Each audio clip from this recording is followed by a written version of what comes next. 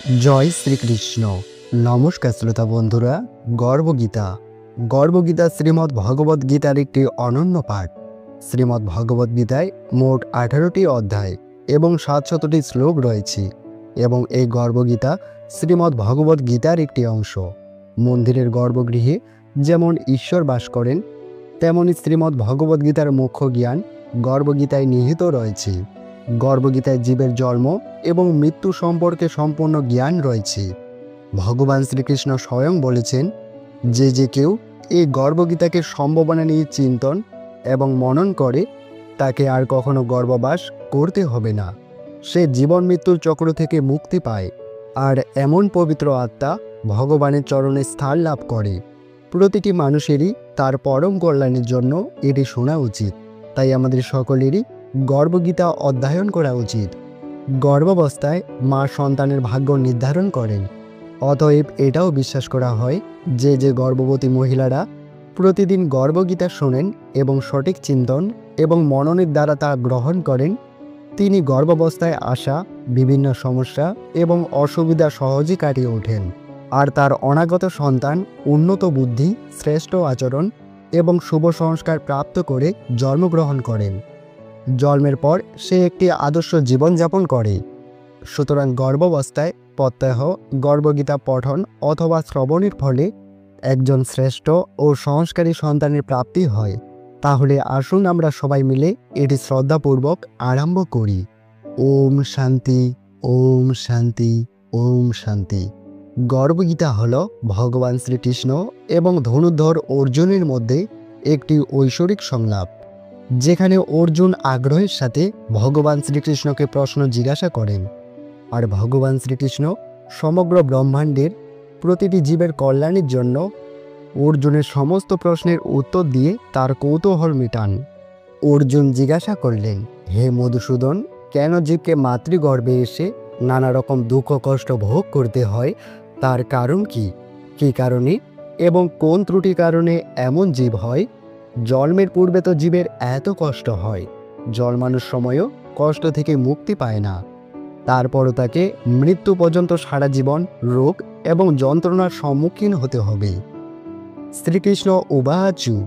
এই কথা শুনে ভগবান মধুসূদন মৃদু হেসে বললেন, হে প্রিয় অর্জুন, মৃত্যুর জগতে জন্ম নেওয়ার পর এই জগতের মায়ায় উদ্বুদ্ধ হয়ে প্রতিটি আত্মা জড় সম্পদের বন্ধনে আবদ্ধ হয়। একমাত্র ভগবান লাভই তার মূল উদ্দেশ্য।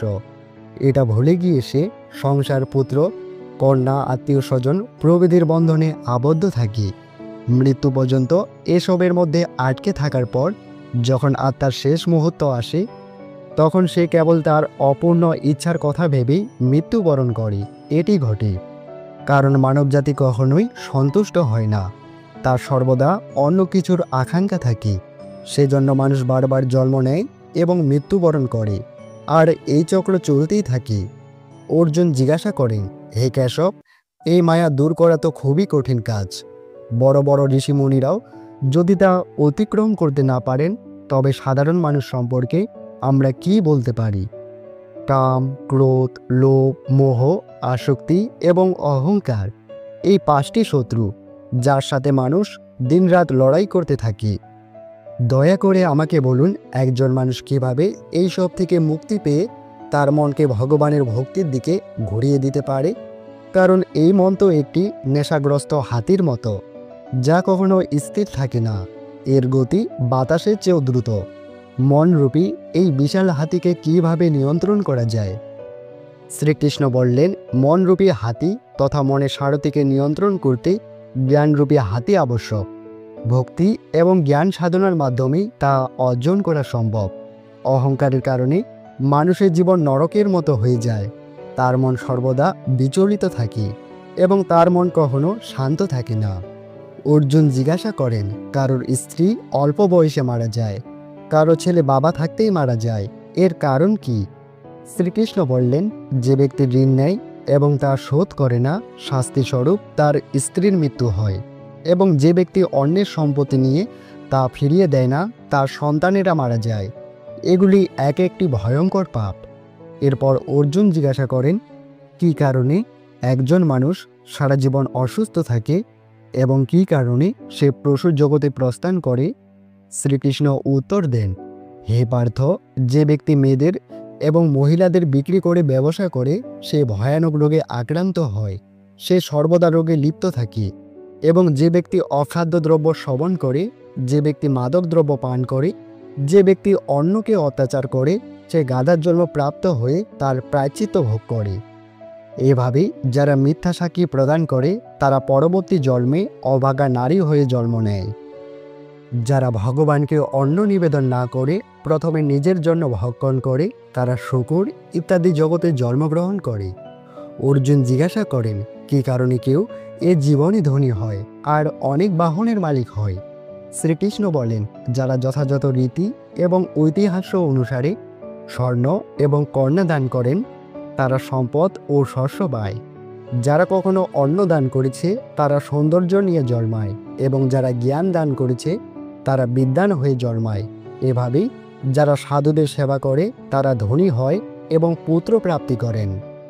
অর্জুন আবারও প্রশ্ন করেন, মানুষ কেন ধনসম্পদ এবং পার্থব্য মোহমায়ায় আটকে থাকে? পরমেশ্বর ভগবান শ্রীকৃষ্ণ বললেন, যখন কোনো জীব আমার কৃপা থেকে বঞ্চিত হয় সে জাগতিক বন্ধনে আচ্ছন্ন হয়। জগতের সকল বন্ধন ধ্বংসশীল জেনেও যে জ্ঞানী লোকেরা এই বন্ধনে আটকে পড়ে না এবং তাদের থেকে দূরে থাকে, তারা জানে যে লাভ ক্ষতি, জীবন মৃত্যু, সাফল্য ব্যর্থতা এবং সম্মান অসম্মান সবই ভগবানের অধীনে পৃথিবীতে ঘটে যাওয়া প্রতিটি ঘটনাই ভগবানের ইচ্ছায় ঘটে। এই কারণে জ্ঞানীরা সমান অনুভূতি নিয়ে বেঁচে থাকে। সুখ অথবা দুঃখের পরিস্থিতি যাই হোক না কেন, যে ব্যক্তি এই জাগতিক বন্ধন থেকে দূরে থাকে এবং যে ধর্মস্থানে যায়, যে প্রেম এবং ভক্তি সহকারে আমার দর্শন করে, সে কখনো বিনষ্ট হয় না। শ্রীকৃষ্ণ অর্জুনকে আরও ব্যাখ্যা করলেন যে এমন একজন ব্যক্তি শুদ্ধ এবং আত্মনিয়ন্ত্রিত ব্যক্তি যিনি সর্বদা ভগবানের প্রতি ভক্তি, দানশীলতায় এবং পরোপকারে নিয়োজিত থাকেন তাকেই গুরু করা উচিত। একজন গুরুর মাধ্যমে ঈশ্বর প্রাপ্তি করা সম্ভব, অন্যথায় নয়। যে ব্যক্তি গুরুকে অসম্মান করে সে কখনোই ঈশ্বরকে প্রাপ্তি করতে পারে না। আজীবন মৃত্যুর জগতে বিচরণ করে এমন ব্যক্তির মুখের দিকেও তাকানো উচিত নয়। সমগ্র বিশ্বের গুরু হলেন জগন্নাথ, বিদ্যার গুরু হলেন শ্রী কাশী ক্ষেত্র এবং ব্রাহ্মণদের গুরু হলেন সন্ন্যাসী। সন্ন্যাসী তাকে বলা হয় যিনি সর্বস্ব ত্যাগ করে আমার মধ্যে লীন হয়ে আমার কাছে সর্বস্ব সমর্পণ করেছেন। এমনকি যে ব্যক্তি তার গুরুর থেকে বিচ্ছিন্ন তার পুজো অশুদ্ধ হয়, তার সমস্ত কর্ম নিষ্ফল হয়। যারা গুরু সেবা করেন তারা শত শত অশ্বমেধ যজ্ঞের ফল পান। হে অর্জুন, যদি কেউ গর্ভগীতার লিপিবদ্ধ আমাদের মধ্যকার এই কথোপকথন শ্রবণ করে, বর্ণনা করে এবং পঠন করে, সে গর্ভবাসের যন্ত্রণা থেকে মুক্তি পায় এবং নরকের 84 লক্ষের জন্মের চক্র থেকে মুক্ত হয়ে জন্ম মৃত্যুর চক্র থেকে মুক্তি লাভ করে। তাই প্রত্যেকেরই এটি পড়া এবং শোনা উচিত। এতে করে ভক্ত চিরকাল ভগবান শ্রীকৃষ্ণের আশীর্বাদ প্রাপ্ত হবেন এবং তার সমস্ত মনোবাঞ্ছা পূরণের সাথে সাথে এই জন্মে ও পূর্বের জন্মে করা পাপ থেকে মুক্তি লাভ করেন। অথ শ্রী গর্ভগীতা সম্পূর্ণ। তাহলে মায়েরা, এই ছিল গর্ভগীতা। আপনার গর্ভস্থ সন্তানের মঙ্গল কামনার্থে আপনি প্রত্যহ এটি শ্রবণ করুন। যদি ভিডিওটি দেখে আপনাদের ভালো লাগে তাহলে একটি লাইক করে আপনজনদের সঙ্গে শেয়ার করুন, যাতে তারাও ভগবান শ্রীকৃষ্ণ এবং অর্জুনের এই দিব্য সংলাপ শ্রবণ করে পুণ্য অর্জন করতে পারি।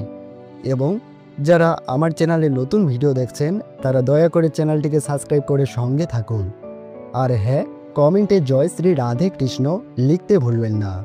সকলে ভালো থাকুন, সুস্থ থাকুন। পরম করুণাময় জগৎ ঈশ্বর আপনাদের সবার মঙ্গল করুক। জয় শ্রীকৃষ্ণ। রাধে রাধে।